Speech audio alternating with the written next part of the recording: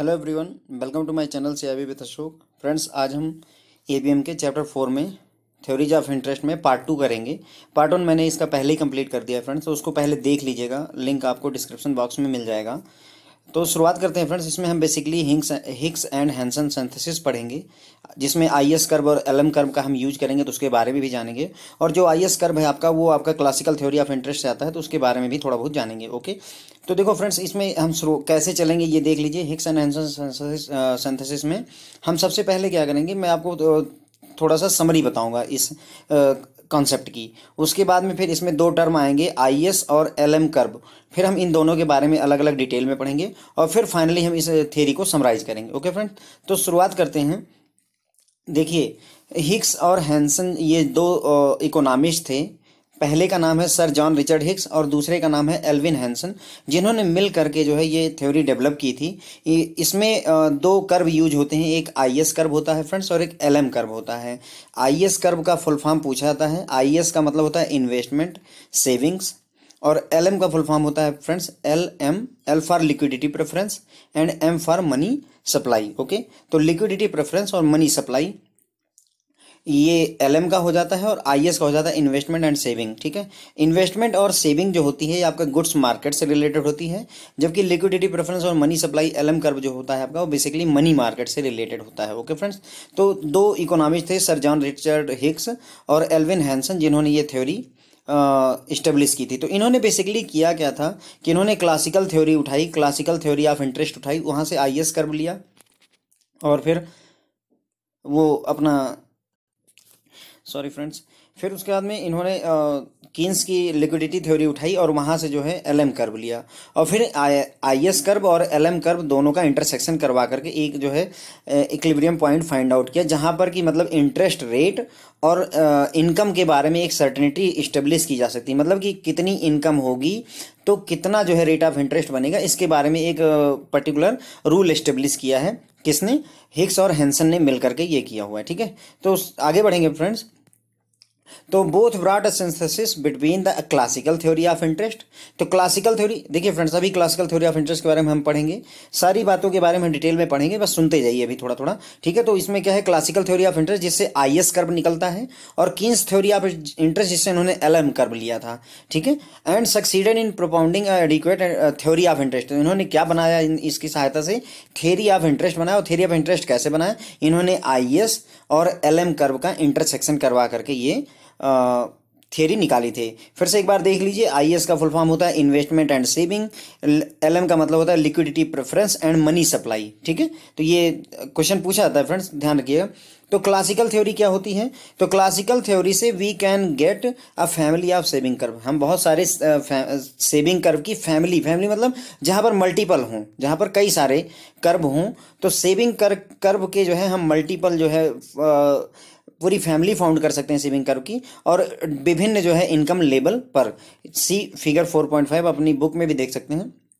देखिए फ्रेंड्स, ये है, ये यहाँ पर आपका इन्वेस्टमेंट है, इधर में आपका रेट ऑफ इंटरेस्ट है, ये आपका इनकम है y5 y4 y3, और ये आपका जैसे y1 s1 आपका, ये y1 आपकी इनकम है और s1 y1 s1 आपका सेविंग कर्व है। ओके फ्रेंड्स, और ये जो आपकी ये लाइन है, इसे डिमांड इन्वेस्टमेंट डिमांड कर्व कहते हैं, इन्वेस्टमेंट डिमांड कहते हैं। ओके फ्रेंड्स, आई वाली जो लाइन है इसे इन्वेस्टमेंट डिमांड कहते हैं। तो अब देखिए हो क्या रहा है, मैं इसको थोड़ा सा फिगर को समझाता हूं कि जब रेट ऑफ इंटरेस्ट गवर्नमेंट, मतलब मान लीजिए आरबीआई ने सीआरआर या रेट ऑफ इंटरेस्ट बहुत ज़्यादा हाई रखा है, तो आप क्या करोगे कि पैसे बैंक से कम उधार लोगे, और जब पैसे कम उधार लोगे तो आप कम ही इन्वेस्टमेंट करोगे, इधर तरफ इन्वेस्टमेंट है फ्रेंड। और जब रेट ऑफ इंटरेस्ट घटा, मान लीजिए पहले 10% था, अब 6% हो गया, तो आपने क्या किया, बैंक से पैसे लोन लिए और सर्टेन प्रोजेक्ट में उसको इन्वेस्ट कर दिया।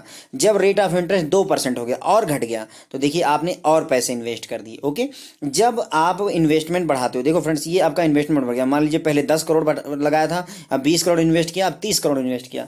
जैसे ही आप अपनी इन्वेस्टमेंट बढ़ाते हो, वैसे ही आपकी इनकम भी बढ़ती जाती है। जितनी बड़ी एफडी होगी उतना ही ज़्यादा इंटरेस्ट जनरेट होगा। तो जब आपकी, देखिए, जब आपने इतना इन्वेस्टमेंट किया हुआ है इस वाले लेवल पर, तो आप देखिए आपकी इनकम y5 है, और जब y5 आपकी इनकम है तो उसके पैरेलल में देखिए रेट ऑफ इंटरेस्ट कम है।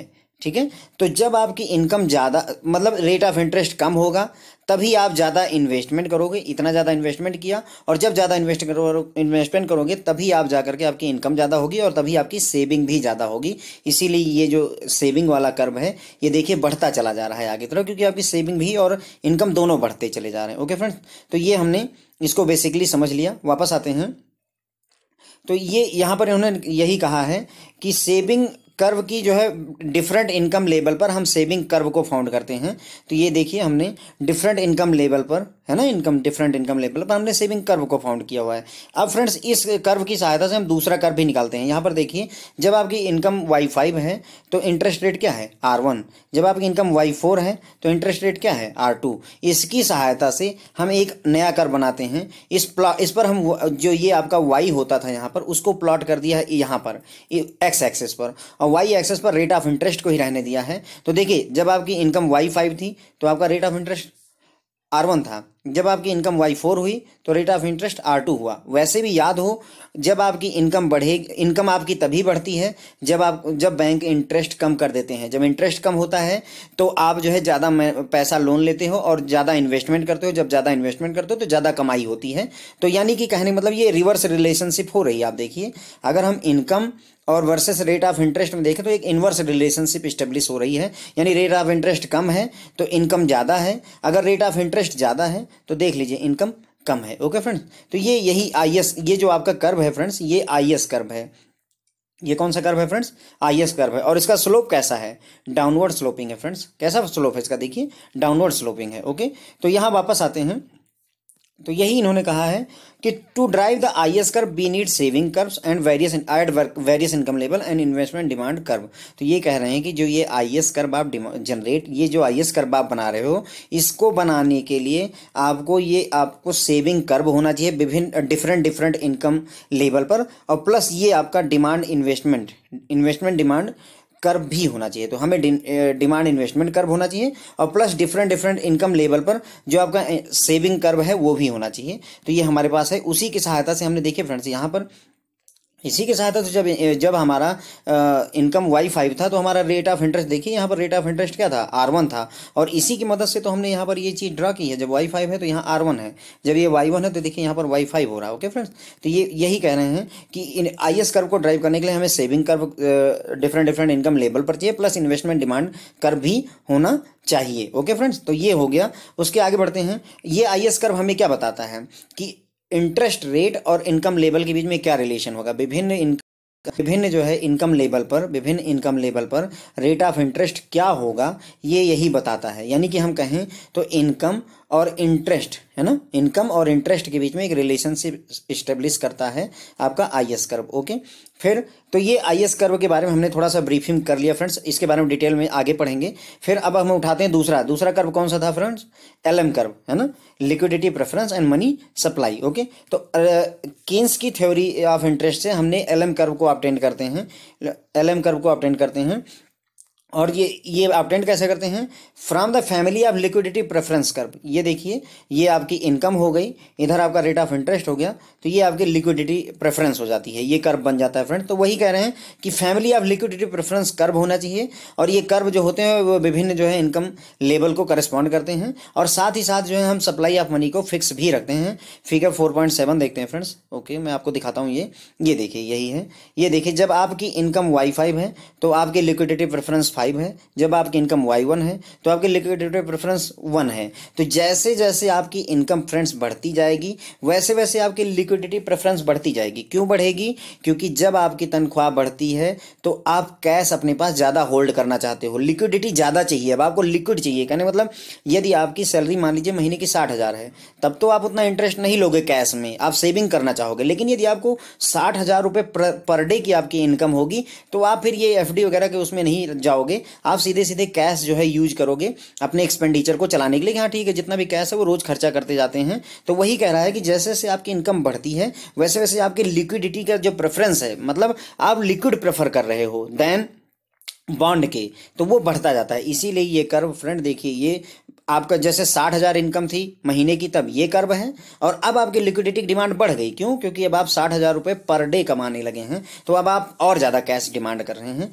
तो वही यहाँ पर दिखाया गया। और जब आपकी इनकम बढ़ती है फ्रेंड्स, तो देखिए रेट ऑफ इंटरेस्ट भी बढ़ता है। यहाँ पर एक खासियत ये होती है कि जैसे जैसे आपकी इनकम बढ़ती जाएगी, लिक्विडिटी प्रेफरेंस आपकी बढ़ेगी, वैसे वैसे आपका रेट ऑफ इंटरेस्ट बढ़ता जाता है फ्रेंड्स, ये ध्यान रखने वाला है। यानी कि अगर हम देखें तो जो इनकम है और रेट ऑफ इंटरेस्ट में अगर यहाँ पर रिलेशन निकालें तो ये प्रोपोर्शनल होता है, साथ चलता है। जबकि आईएस कर्व में अगर याद हो आपको, तो अगर इनकम बढ़ती थी तो रेट ऑफ इंटरेस्ट घटता था, इनवर्स रिलेशनशिप थी। ठीक है, तो अगर इनवर्स रिलेशनशिप थी फ्रेंड्स, इनकम बढ़ेगी तो रेट ऑफ इंटरेस्ट घटेगा, आईएस कर्व की बात कर रहा हूं। तो अगर ये ऐसी रिलेशनशिप होगी तो जो कर्व होगा उसकी जो स्लोप होगा उसका डाउनवर्ड स्लोप होता है।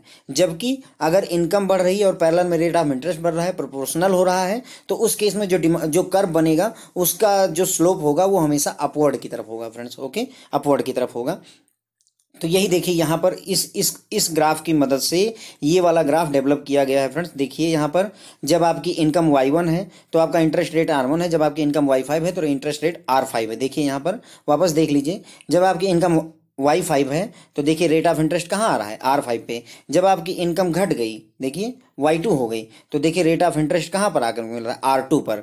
तो यानी कि r5 तो y5 है ना, ऐसे है r5 तो उसके पैरेलल में y5, जब r4 तो y4, r3 तो y3, r2 तो y2। तो अगर इनके हम ये जो मिलने वाले पॉइंट हैं इनको अगर मिला दें तो यही आपका LM कर्व बनकर निकलता है, LM कर्व निकलता है friends, liquidity preference and money curve बनता है। और ये जो आपका था ये फ्रेंड्स आईएस कर्व था। कौन सा कर्व था? ये आईएस कर्व था। यहाँ पर रिलेशनशिप उल्टी थी।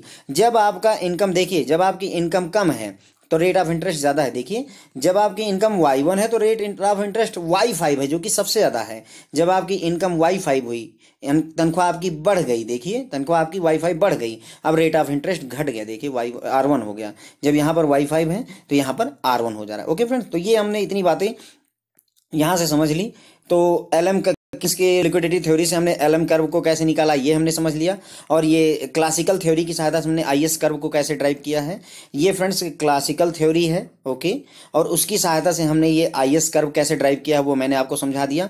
फिर ये आपका फ्रेंड्स कीन्स की लिक्विडिटी प्रेफरेंस थ्योरी है, और उसकी सहायता से एलएम कर्व हमने कैसे ड्राइव किया वो मैंने आपको यहाँ पर समझा दिया फ्रेंड्स। ओके, ये है यहाँ पर ये बता रहे हैं थोड़ा बहुत। अब एलएम कर्व के बारे में भी एक्सप्लेनेशन चल ही रही है फ्रेंड्स। तो एलएम कर्व में कह रहे हैं कि वी नो दैट कि जैसे इनकम इंक्रीज होती है, पीपल ज़्यादा होल्ड कैश करना चाहते हैं अपने ट्रांजेक्शन मोटिव से। मैंने आपको समझाया आपकी तनख्वाह 60,000 महीने की है तो आपको कैश उतना नहीं चाहिए, लेकिन आप पर डे 60,000 रुपये कमाने लगते हो, रोज का रोज 60,000 रुपये आते हैं, तो इतनी चिंता नहीं रहती कि मुझे पैसे सेव करने हैं या नहीं करने हैं, जो आता है खर्चा करते रहो, क्योंकि 60,000 फिर आने वाला है अगले दिन ना। तो वो ट्रांजेक्शन मोटिव, हम ट्रांजेक्शन नकदी से ज़्यादा करना चाहते हैं, तो इसलिए हम कैश ज़्यादा अपने हाथ में होल्ड करते हैं। तो अगर इनकम का लेवल हायर होगा, अगर इनकम का लेवल हायर होगा तो लिक्विडिटी प्रेफरेंस कर्व भी हायर होगा। ओके, तो यही कह रहा है कि अगर आपकी इनकम जो है कम है, मान लीजिए 60,000 है, तो अगर लिक्विडिटी प्रेफरेंस आपकी इतनी है, तो अगर आपकी इनकम 2 लाख रुपए महीने की हो जाएगी तो आपकी लिक्विडिटी नकदी की डिमांड बढ़ जाएगी। मैंने आपको समझाया friends. Okay, with the given amount supply of money,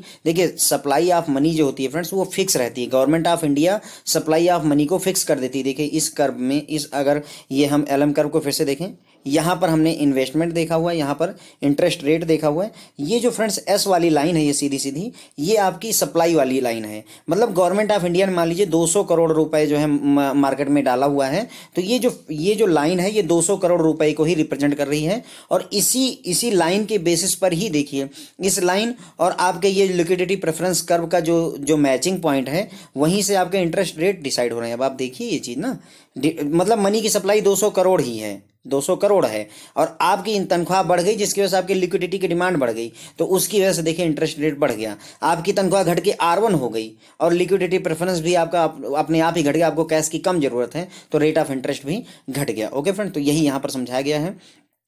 उसके बाद में ये है कि determine various level of income would determine the different rate of interest. तो हमने देख लिया कि इनकम जो है डिफरेंट रेट ऑफ इंटरेस्ट को कैसे डिटरमाइन कर रहा है। एलएम कर्व जो है डिपिक्ट करता है, क्या दिखाता है ये, कि इंटरेस्ट रेट और इनकम लेवल के बीच में क्या कनेक्शन होता है ना, इंटरेस्ट रेट और इनकम के बीच में क्या रिलेशन होता है ये दिखाता है। और ये ऐसी एलएम कर्व जो दिखाता है, ऐसी सिचुएशन दिखाता है जहां पर मनी मार्केट आपकी इक्विलिब्रियम में होती है। जबकि आईएस कर्व जो इक्विलिब्रियम दिखाता है वो गुड्स मार्केट की दिखाता है। किसकी दिखाता है फ्रेंड्स? गुड्स मार्केट की। ठीक है, तो अब हिक्स और हैंसन ने जो है इन्हीं का यूज करते हुए, आईएस और एलएम कर्व का यूज करके हुए इन्होंने इंटरेस्ट और इनकम को साइमल्टेनियसली डिटरमाइन करने की कोशिश की थी। इन्होंने क्या किया, आईएस कर्व अगर आपको याद हो तो कैसा था फ्रेंड्स?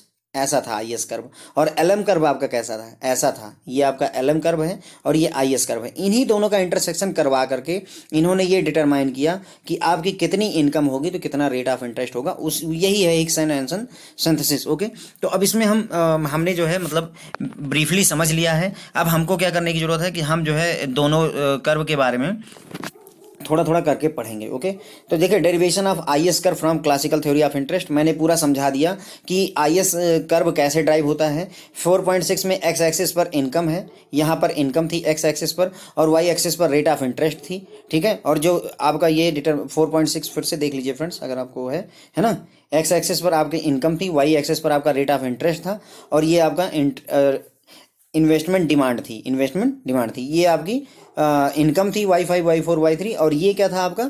ये सेविंग कर्व था। अगर S2 से y2 सैलरी है तो S2 सेविंग है, अगर y4 से इनकम है तो S4 आपका सेविंग है। ओके, तो यही यहाँ पर ये बताया गया है कि एक्स एक्सिस पर इनकम है, वाई एक्सिस पर रेट ऑफ इंटरेस्ट है, सेविंग और इन्वेस्टमेंट इक्वल हो रहे हैं। और ये जहाँ पर ऐसा हो रहा है फ्रेंड्स, ये इस जगह पर सेविंग आपकी और इन्वेस्टमेंट आपके दोनों इक्वल हो रहे हैं, उसी जगह पर ये इस्टेब्लिश हो रहा है इक्विलिब्रियम। ठीक है, इन्होंने फिर आगे बताया कि अगर आपकी इनकम y2 है तो उसके पैरेलल में जो इनकम लाइन है सेविंग कर्व है y2 S2 है, और अगर जो इंटरेस्ट रेट है वो R4 है। यहाँ इन्हें देखिए, अगर आपकी इनकम y2 है तो जो सेविंग लाइन है वो आपकी y2 S2 है, और जो करस्पॉन्डिंग रेट ऑफ इंटरेस्ट है वो y4 है। ऐसे ही जब आपकी इनकम y4 है तो आपकी सेविंग लाइन जो है y4 S4 है, और रेट ऑफ इंटरेस्ट आपका R2 है। यही यहाँ पर लिखा गया friends. Okay, as the income increases the rate of interest decreases, so the slope of curve is downward.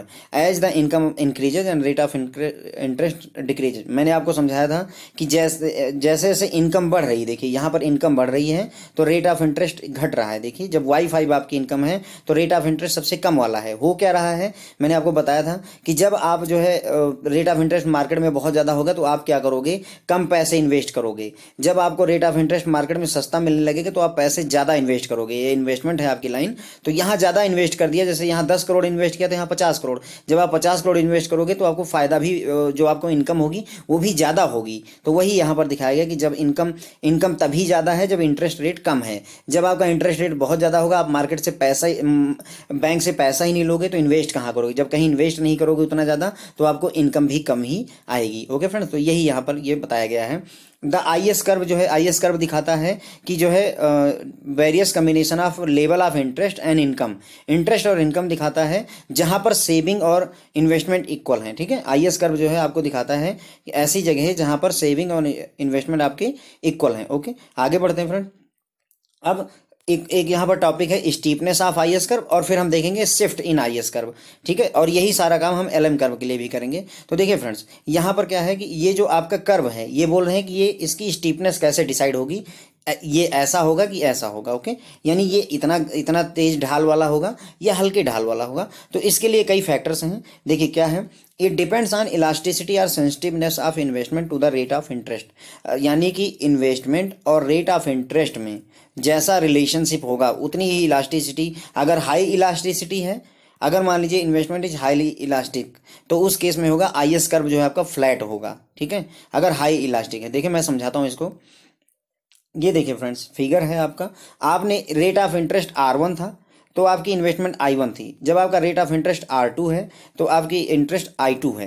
मतलब कहने का आरबीआई ने क्या किया, CRR की वैल्यू घटा के R1 से R2 कर दी, लेकिन उसके बावजूद भी इन्वेस्टमेंट I1 से I2 बहुत ज़्यादा कोई फर्क नहीं आया है। आप देखिए यहाँ मेजर कोई इन चेंजेज नहीं आए हैं। लेकिन अगर ये जो आपका डिमांड कर्व है, ये इन्वेस्टमेंट डिमांड जो ये कर्व है, यदि ये हाईली इलास्टिक है रेट ऑफ इंटरेस्ट से, तो देखिए क्या स्थिति हो रही है। रेट आरबीआई ने R1 से रेट घटा करके R2 कर दिया। अब आप देख रहे हैं इन्वेस्टमेंट पहले आप इतनी करते करते थे, अब आप इन्वेस्टमेंट देखिए कितनी कर रहे हैं, देख रहे हैं अब आप। तो ये इसकी वजह से क्या हुआ कि जब आपकी यानी कि ये जो आर है आपका, ये इन्वेस्टमेंट डिमांड की बहुत ज़्यादा सेंसिटिव है। हल्का सा भी रेट में चेंज हुआ नहीं कि डिमांड बहुत ज़्यादा बढ़ गई है। ओके, जब आपका हल्का सा आपने रेट ऑफ इंटरेस्ट में कमी की कि देख रहे हैं इन्वेस्टमेंट आपका यहाँ से हट करके सीधे यहाँ पहुँच जा रहा है। हो सकता है पहले आप 100 करोड़ इन्वेस्ट करते थे, 500 करोड़ इन्वेस्ट करने लगे हैं। तो इस जब ऐसी सिचुएशन होगी कि ये हाईली जो है आपका हाईली इलास्टिक होगी अगर ये इन्वेस्टमेंट रेट ऑफ इंटरेस्ट के, तो उस केस में जो ये ढाल है ये कम होगा। फ्रेंड्स आप खुद ही देख लीजिए कि ये जो ढाल है ये कम है।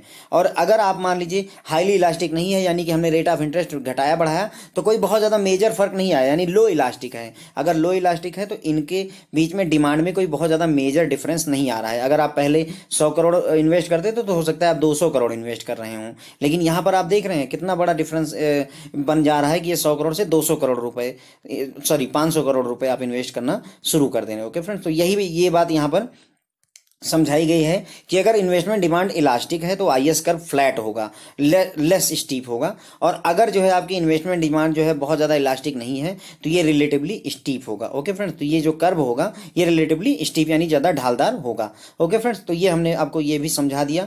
अब shift in IS curve, IS curve जो है मतलब कहने का ये आपका आईएस कर्व हमने देख लिया कैसा होता है आईएस कर्व ये। अब ये पूछ रहे हैं कि ये बताओ ये शिफ्ट होकर इधर या इधर कब जाएगा, तो उसी बारे में हम बात कर रहे हैं। Now be determine the position of IS curve कि कब ये लेफ्ट या राइट शिफ्ट होगा। तो देखिए इसकी जो पोजीशन मतलब ये शिफ्टिंग तब होगी फ्रेंड्स जब जो है गवर्नमेंट जो है अपना एक्सपेंडिचर बढ़ा दे, गवर्नमेंट एक्सपेंडिचर बढ़ा दे या ऑटोनॉमस इन्वेस्टमेंट हो जाए, तो उस केस में आईएस कर्व की जो है पोजीशन डिफरेंट होगी। मान लीजिए गवर्नमेंट ने अपना एक्सपेंडिचर बढ़ा दिया है तो उस केस में क्या होगा, देखिए यदि मान लीजिए गवर्नमेंट ऑफ इंडिया ने अपना एक्सपेंडिचर बढ़ा दिया है, ठीक है, जब आप गवर्नमेंट ऑफ इंडिया अपना एक्सपेंडिचर बढ़ा देगी यानी उन्होंने क्या किया, मार्केट में मनी डाल दी। कोई प्रोजेक्ट जो है मान लीजिए 10,000 करोड़ का बना दिया। अब 10,000 करोड़ का जब प्रोजेक्ट है तो बहुत सारे लोग उसमें लगेंगे, उनकी इनकम बढ़ेगी। क्या होगा, अगर हम आप उस काम में लगोगे तो आपकी इनकम बढ़ेगी। अब जब आपकी इनकम बढ़ जाएगी तो पहले अगर आप Y1 कमाते थे तो हो सकता है कि अब आप Y3 कमाने लगें, और जब आप Y3 कमाते थे तो हो सकता है आप Y6 कमाने लगें, और जब आप अगर Y5 कमाते थे तो हो सकता है आप Y8 कमाने लगें। तो जब ऐसे आप कमाना शुरू करेंगे तो ये जो कर्व होगा ये राइट की तरफ शिफ्ट हो जाएगा फ्रेंड्स, राइट की तरफ शिफ्ट हो जाएगा क्योंकि आपकी इनकम बढ़ गई है। उल्टा केस क्या होगा, अब मान लीजिए गवर्नमेंट ने अपनी स्पेंडिंग कम कर दी, खर्चा करना बंद कर दिया, कम कर दिया, अब आपकी इनकम घट गई। पहले आप Y5 कमाते थे तो आपका ये इनकम यहाँ जाती थी, अब आप जो है कमाना कितना शुरू कर दिए, आप Y5 की जगह अब आपकी इनकम Y3 हो गई है ना, इनकम आपकी कम हो गई तो रेट ऑफ इंटरेस्ट बढ़ गया। ओके, तो रेट ऑफ इंटरेस्ट बढ़ गया तो ये जो अब ये वाले का यहाँ शिफ्ट हो गया, इस Y3 वाले का यहाँ शिफ्ट हो जाएगा, तो ये जो कर्व है फ्रेंड्स वो आपका इधर लेफ्ट साइड में शिफ्ट कर जाएगा क्योंकि आपकी इनकम घट गई है। जब आपकी इनकम घट जाएगी, देखिए जब आपकी इनकम घटेगी तो जो ये आपका रेट ऑफ इंटरेस्ट बढ़ चुका होगा। जब रेट ऑफ इंटरेस्ट बढ़ेगा तो वो आप इधर की तरफ ही मूव करोगे। ओके, और जब आपकी इनकम बढ़ जाएगी, अब आप ज़्यादा कमाना शुरू कर दिए हैं तो आप इधर की तरफ मूव कर जाएंगे। ओके, तो राइट साइड में शिफ्ट कर जाएंगे। यही इतनी बात यहाँ पर फ्रेंड्स जो है बताई गई है। ओके, तो यहाँ वापस आते हैं। तो ये अगर गवर्नमेंट जो है अपना एक्सपेंडिचर रिड्यूस कर देती है तो कर्व लेफ्ट की तरफ शिफ्ट कर जाएगा, और अगर गवर्नमेंट अपना एक्सपेंडिचर बढ़ा देती है तो ये राइट की तरफ शिफ्ट कर जाएगा। ओके फ्रेंड्स, तो ये यहाँ पर हमारा जो है मतलब आईएस कर्व के बारे में हमने सारी बातें पढ़ ली हैं ठीक से। अब जो है मैं शुरू करता हूँ कीन्स की लिक्विडिटी थ्योरी से, लिक्विडिटी प्रेफरेंस थ्योरी से हम एलएम कर्व के बारे में पढ़ेंगे। ओके, इसके बारे में हमने फ्रेंड्स पिछले लेक्चर में बहुत अच्छे से पढ़ा है। थोड़ा थोड़ा मैं जल्दी जल्दी इसको बताता जाता हूँ ताकि आपको एक बार फिर से रिवीजन हो जाए। एलएम कर्व जो है ड्राइव किया जाता है कीन्स की liquidity preference theory of interest से किया जाता है। सी फिगर 4.7a देख लेते हैं फ्रेंड्स एक बार। ये है देखिए लिक्विडिटी प्रेफरेंस कर्व, ये हमने पहले ही देख लिया, मैंने आपको पूरा समझाया था। ये पूरा समझाया हुआ है कि लिक्विडिटी प्रेफरेंस क्या है, इनकम Y1 है तो आप इतनी ही लिक्विडिटी चाहते हो। जब आपकी इनकम बढ़ करके Y5 हो जाती है तो अब आपको ज़्यादा कैश चाहिए, तो लिक्विडिटी प्रेफरेंस बढ़ गया। जैसे जैसे आपकी इनकम बढ़ती है वैसे वैसे रेट ऑफ इंटरेस्ट बढ़ता है। प्लस ये जो लाइन है ये आपकी कौन सी लाइन है फ्रेंड्स, ये आपकी सप्लाई वाली लाइन है जो गवर्नमेंट ऑफ इंडिया या आरबीआई ने फिक्स कर रखी, इतना ही कैश मार्केट में रहेगा। फिर हमने क्या देखा कि जब आपकी इनकम Y1 है तो आपका रेट ऑफ इंटरेस्ट R1 है, जब आपकी इनकम जब आपका इंटरेस्ट R2 है तो आपकी इनकम Y2 है। तो उस हिसाब से हमने ये कर्व डिसाइड किया था, Y1 R1 Y2 R2 ऐसे करके हमने बनाया। तो हमें ये जो एलएम कर्व मिल गया वो इधर ऐसा मिल गया। ठीक है, तो ये सारी बातें मैंने पिछले थोड़ी देर पहले ही आपको समझा दी है। तो लिक्विडिटी प्रेफरेंस कर्व जो है डिमांड मनी टू होल्ड, ठीक है। यहाँ पर कह रहे हैं कि लिक्विडिटी प्रेफरेंस या demand for money to hold है in hand depends upon transaction motive. मतलब कहने का कि आप जो है अपने पास में पैसा कितना रखोगे ये आपके ट्रांजेक्शन मोटिव पर डिपेंड करता है, ठीक है। और आपकी इनकम पर डिपेंड करता है कि आप कितना ट्रांजेक्शन मोटिव रखते हो। अगर आपकी तनख्वाह आज 60,000 महीने की है तो कम रखोगे, अगर 60,000 पर डे कमा रहे हो तो आप ज़्यादा जो है ट्रांजेक्शन करना चाहोगे, नकदी ज़्यादा रखोगे। तो मोर इनकम, ज़्यादा आपकी तनख्वाह, ज़्यादा आप कैश हैंड में रखोगे और ज़्यादा ही हायर ये लिक्विडिटी प्रेफरेंस कर्व होगा। ज़्यादा आपके पास नकदी होगी तो ये लिक्विडिटी प्रेफरेंस कर्व ऊपर की तरफ चला जाएगा। ओके फ्रेंड्स, वही यहाँ पर समझाया गया है, ठीक है। ये मैंने फिगर आपको समझा दिया है। नाउ देखिए, जो मैंने आपको पहले बताया कि मनी की सप्लाई, वो जो लाइन थी यहाँ पर, ये वाली लाइन जो थी, ये पहले से ही फिक्स है गवर्नमेंट ऑफ इंडिया और इन्होंने फिक्स कर रखी है।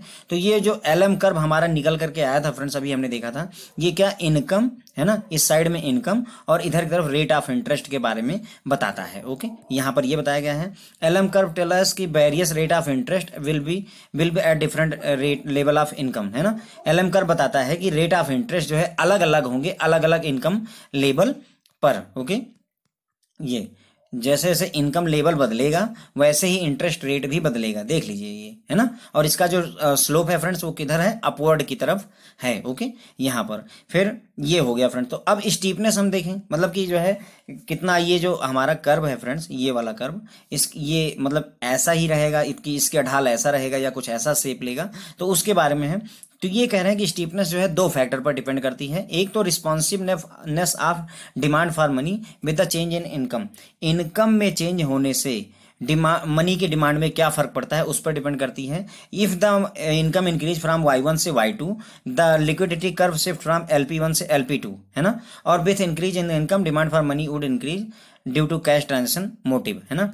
ये कह रहे हैं कि जब आपकी इनकम बढ़ती है y1 से y2 तो आपका लिक्विडिटी प्रेफरेंस कर्व LP1 से LP2 की तरफ बढ़ जाता है और आप ज़्यादा कैश के लिए डिमांड करते हो क्योंकि आपकी इनकम बढ़ चुकी है। ओके, फिर this increase in demand will disrupt the equilibrium and new equilibrium position will again interest rate rise. तो ये कह रहे हैं कि जब आप ये नए आप जो है नया लिक्विडिटी प्रेफरेंस आपने डिमांड की कि भाई हमको इतनी लिक्विडिटी चाहिए, तो कोई बात नहीं, वो मिल जाएगी, लेकिन अब जो इक्विलिब्रियम यहाँ पर था इस्टेब्लिश वो अब डिस्टर्ब हो गया। तो इस यहाँ पर इक्विलिब्रियम को इस्टेब्लिश करने के लिए जो आपका रेट R1 है ये बढ़ करके R5 हो जाएगा, ये ऊपर जाएगा। यही कह रहे हैं यहाँ पर फ्रेंड, देख लीजिए, ये कह रहे हैं कि जो है ये डिसरप्ट हो जाएगा इक्विलिब्रियम। ओके, और to get the equilibrium position again the interest rate will rise. Okay, और अगर इनकम डिक्रीज हो जाती है, अगर इनकम डिक्रीज हो जाएगी, आपकी तनख्वाह घट गई तो डिमांड फॉर मनी घट जाएगी और जो इसको इक्विलिब्रियम लाने के लिए इंटरेस्ट रेट कम हो जाएगा। यहाँ फिर से वापस आ जाते हैं, देख लेते हैं।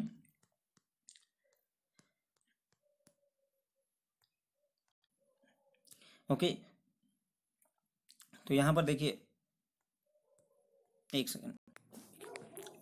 तो फ्रेंड्स हर जगह पर लगभग दो केसेस हैं। अब देखिए, जब आपकी तनख्वाह y5 से घट करके y1 हो गई, तो अगर आपकी y5 से घट करके y1 हो गई तो आपका जो है लिक्विडिटी प्रेफरेंस जो है वो घट जाएगा। और जब आपका लिक्विडिटी प्रेफरेंस घट जाएगा तो पहले इक्विलिब्रियम R5 पर था, अब वो रेट ऑफ इंटरेस्ट घट करके R1 पर जब आएगा तब जाकर के इक्विलिब्रियम एस्टेब्लिश होगा। तो यही बात आपको फ्रेंड यहाँ पर इन्होंने बताया। तो ये दूसरा रीज़न है फ्रेंड्स एलएम कर्व के स्टीपनेस के लिए कि अगर जो है डिमांड फॉर मनी जो है और रेट ऑफ इंटरेस्ट से कैसे करस्पॉन्ड करेगी। अगर रेट ऑफ इंटरेस्ट में थोड़ा सा चेंज होने पर डिमांड फॉर मनी अगर बहुत ज़्यादा चेंज होती है तो उसे बोलेंगे कि मोर इलास्टिक है ना। अगर इलास्टिसिटी हाई होगी तो एलएम कर्व जो है वो लेस, थोड़ा फ्लैट होगा, है ना। ये मैंने आपको आईएस कर्व वाले में पूरी तरह से अच्छे से समझाया हुआ है, उसी की तरह ही इसे भी देख लीजिएगा। ओके फ्रेंड्स, आगे बढ़ते हैं, हम देखेंगे कि शिफ्ट इन एलएम कर्व। तो एलएम कर्व में शिफ्ट दो कारण से होगी, एक मनी की सप्लाई बढ़ जाए या घट जाए। तो अगर मनी की सप्लाई बढ़ जाएगी फ्रेंड्स तो रेट ऑफ इंटरेस्ट कम हो जाएगा, जिसकी वजह से जो आपका एलएम कर्व है वो राइट की तरफ शिफ्ट कर जाएगा। और अगर मनी की सप्लाई जो है आपकी घट जाए तो रेट ऑफ इंटरेस्ट बढ़ जाएगा। मनी की सप्लाई घट गई तो रेट ऑफ इंटरेस्ट आपका बढ़ जाएगा और एलएम कर्व आपका शिफ्ट किधर की तरफ हो जाएगा, इधर की तरफ में, अबव और लेफ्ट की तरफ शिफ्ट हो जाएगा। या दूसरा रीज़न ये हो सकता है एलएम कर्व के शिफ्ट होने का कि जो लोगों की प्रेफरेंस है लिक्विडिटी की वही चेंज हो जाए। पहला, अगर लिक्विडिटी प्रेफरेंस जो है चेंज हो जाती है उसी इनकम लेवल पर तो क्या होगा कि जो है एक सेकंड, अगर जो है liquidity preference function for a given level of income shift upward, this will lead to rise in rate of interest, है ना, रेट ऑफ इंटरेस्ट में इंक्रीज आ जाएगा और इसकी वजह से जो एलएम कर्व है वो लेफ्ट की तरफ शिफ्ट कर जाएगा। क्यों? क्योंकि जो है रेट ऑफ इंटरेस्ट बढ़ गया है। और अगर जो है मान लीजिए कि जो उस ये जो लिक्विडिटी प्रेफरेंस है उसमें डाउनवर्ड हो जाए तो रेट ऑफ इंटरेस्ट घट जाएगा, और जब रेट ऑफ इंटरेस्ट घटेगा तो डाउनवर्ड और राइट शिफ्ट जो है कर जाएगा आपका एलएम कर्व जो है राइट और डाउनवर्ड शिफ्ट कर जाएगा। ओके, फिर उसके बाद में अब हमने आईएस कर्व और एलएम कर्व के बारे में पूरा डिटेल में पढ़ लिया, और इस हिक्स एंड हैंसन सिंथेसिस के बारे में थोड़ा सा हमने समरी शुरुआत में पढ़ ली थी। अब इन दोनों को हम समराइज करेंगे एक में कि intersection of IS and LM curve जो है यानी simultaneous determination of interest rate and income. तो आईएस और एलएम कर्व में दो वेरिएबल होते हैं, एक इनकम और एक रेट ऑफ इंटरेस्ट। देखिए आईएस कर्व जो होता था इधर में आपकी इनकम होती थी, इधर रेट ऑफ इंटरेस्ट होता था, ये आईएस कर्व होता था।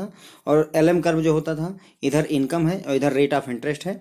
और सॉरी ये आईएस नहीं है, ये आपका एलएम कर्व है, एलएम कर्व का शेप है, आईएस कर्व ऐसा होता है ना। ओके, तो ये हो गया। तो ये कह रहा है कि so we can find the equilibrium rate of interest by intersection of IS and LM curve. तो यहाँ पर फिगर देख लीजिए, ये देखिए ये आपका एलएम कर्व हो गया, ये आपका आईएस कर्व हो गया, और ये जहां पर इंटरसेक्ट कर रहे हैं यहीं पर इक्विलिब्रियम स्टेब्लिश हो रहा है फ्रेंड्स। ओके, यहाँ पर और इस जब यहाँ इक्विलिब्रियम स्टेब्लिश हो रहा है तो ये जो इनकम है उस समय y3 है और जो रेट ऑफ इंटरेस्ट है वो R3 है। यानी y3 और R3 पर जाकर के, यानी R3 रेट ऑफ इंटरेस्ट पर, y3 इनकम पर, ये हमारा जो एलएम कर्व है वो इक्विलिब्रियम में स्टेब्लिश हो रहा है। ओके, तो ये कह रहे हैं इक्विलिब्रियम हमने देख लिया कि जो इंटरेस्ट रेट है वो OR3 है, जो इनकम लेवल है वो OY3 है। देखिए ये OY3 और वो R3। ओके, यही बता रहे हैं। उसके बाद में फिर यहाँ पर फिर क्या कहा कि at this point income and rate of interest stand in relation to each other such that. तो इस स्थिति में क्या हुआ कि जो इनकम है और रेट ऑफ इंटरेस्ट है वो एक दूसरे से इस तरह से जुड़े हुए हैं कि इन्वेस्टमेंट और सेविंग इक्विलिब्रियम में है। यानी इन्वेस्टमेंट जो आपका है और सेविंग वो इक्विलिब्रियम में है। ये क्यों? क्योंकि आईएस कर्व में यही तो हो रहा था कि इन्वेस्टमेंट और सेविंग जो है दोनों एक दूसरे के बराबर हो रही थी, और जो एलएम कर्व था उसमें मनी की डिमांड और मनी की सप्लाई इक्विलिब्रियम में थी, मनी की डिमांड और मनी की सप्लाई। तो जो हमारा ये सिचुएशन है इसमें जो यहाँ पर क्या है कि सेविंग जो है इन्वेस्टमेंट के बराबर है और मनी की सप्लाई आपकी मनी के डिमांड के इक्वल है। ओके, तो यही यहाँ पर है। 10 a determinate theory of interest is based on. तो ये जो आपकी थ्योरी ऑफ इंटरेस्ट है वो किस पर बेस्ड है? इन्वेस्टमेंट डिमांड फंक्शन पर, इन्वेस्टमेंट डिमांड पर डिपेंड है, सेविंग पर डिपेंड है, सेविंग या कंजम्पशन फंक्शन पर, कितना सेव किया या कितना कंज्यूम कर लिया, लिक्विडिटी प्रेफरेंस पर, और क्वांटिटी ऑफ मनी, कितनी मनी की क्वांटिटी है। तो अगर चार चीजें हैं, क्या क्या? इन्वेस्टमेंट डिमांड पता हो, सेविंग के बारे में आइडिया हो, लिक्विडिटी प्रेफरेंस और कितनी क्वांटिटी है मनी की वो अगर पता हो, तो ये जो है हम इंटरेस्ट जो है थ्योरी ऑफ इंटरेस्ट को ड्राइव कर सकते हैं। और अगर इन चारों फैक्टर में से कहीं भी किसी में भी चेंज होगा, मान लीजिए क्वांटिटी ऑफ मनी आपने बढ़ा दी, या लिक्विडिटी प्रेफरेंस पर्सन की बदल गई, या सेविंग जो है बदल गई, तो अगर किसी में भी चेंज करेंगे तो ये जो है आईएस कर्व और एलएम कर्व दोनों में चेंजेज आ जाएंगे। ये मान लीजिए कि आप एलएम कर्व यहाँ आ गया, तो अगर एलएम कर्व इस जगह से हट करके यहाँ आ जाएगा तो ये देखिए जो आपका आईएस कर्व है इनका जो इंटरसेक्शन होगा वो ये हो जाएगा। यानी अब नई इनकम जो है आपकी Y4 होगी और उसके पैरेलल में जो इंटरेस्ट होगा वो R2 होगा। समझ गए फ्रेंड्स? तो यही यहाँ पर ये बताया गया है कि अगर कोई भी आप चेंजेस करोगे तो ये जो है आपके ये इक्विलिब्रियम को डिस्टर्ब कर देगा। ओके, तो फ्रेंड्स इसी के साथ में ये हमारा लेक्चर खत्म होता है। I hope